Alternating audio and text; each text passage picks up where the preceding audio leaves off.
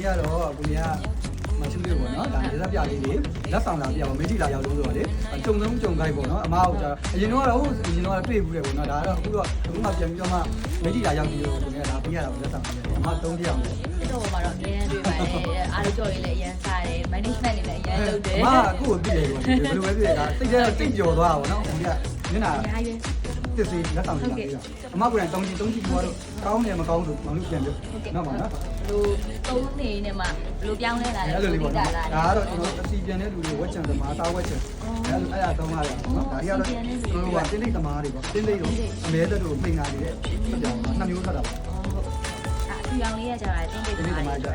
တင်းတိတ်ကတချို့ကတော့အသက်ငယ်လဲပောက်တော့ထွက်တယ်ပေါ့ရှားတယ်ပေါ့အသက်ကြီးတဲ့လူတွေ10ဆိုယောက်လောက်မှ1ယောက်လောက်ပဲပါမှာနော်လူတွေကဒီဝက်ချန်သမားတွေဆိုတာဒါလူတိုင်းနဲ့အစီပြန်နေဆိုတာလည်းလူတိုင်းဖြစ်နေတယ်ဆိုတော့ဒါလေးကိုပို့ပြီးတော့မှစိုက်ရဒီမှာပြောထား deep cleansing detox ကိုပြောထားနော်ဟုတ်တယ်အခုအမားတို့ဆိုလို့မိတ်ကပ်တွေအရင်လိမ့်လာပါနော်ပွဲတွေပါရှိတော့လေညာဘက်ကျတော့ကိုဆွေမန်းလာတာပဲရှိတယ်နော်လုံးနေလုံးနိုင်လာတာဒီဟာလေးနဲ့တက်လိုက်တော့ပြီးသွားတယ်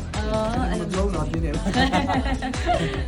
လိုမျိုးအမားတို့ကလက်ဆောင်လေးလာပြီးတာပါဟုတ်ကဲ့ပါကျေးဇူးတင်ပါတယ်ဒါတခဲဆိုလို့ရှိရင်ဘယ်လောက်သုံးပါလဲတခဲဆိုမှဒါဆိုရင်ကျွန်တော်တယောက်ပဲသုံးမယ်မနေ့ညသုံးတာမှအဲလိုတစ်လားကျော်2လနေပါတော့ဒီနှစ်စားတာ